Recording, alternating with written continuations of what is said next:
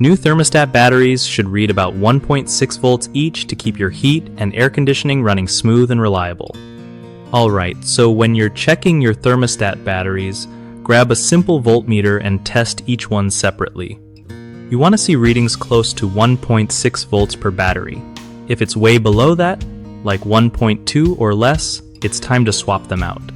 Using fresh batteries not only avoids random system shutdowns, but also keeps your thermostat communicating properly with your heating and cooling unit.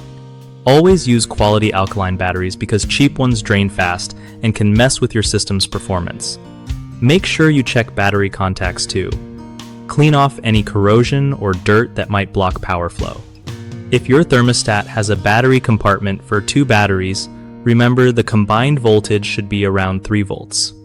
It's a good idea to check batteries seasonally or at least once a year to avoid surprise failures when you need heat or air conditioning the most.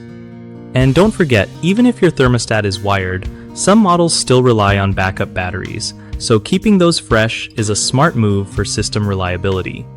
One of the biggest thermostat battery mistakes is ignoring voltage checks, which leads to unexpected heating and cooling failures.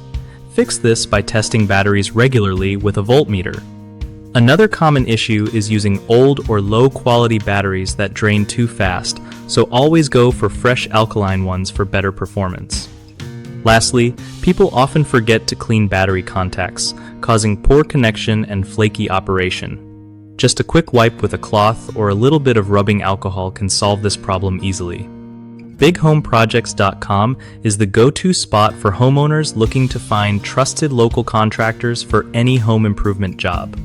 Plus, it helps contractors connect with real customers ready to get work done, making the whole process way easier for everyone.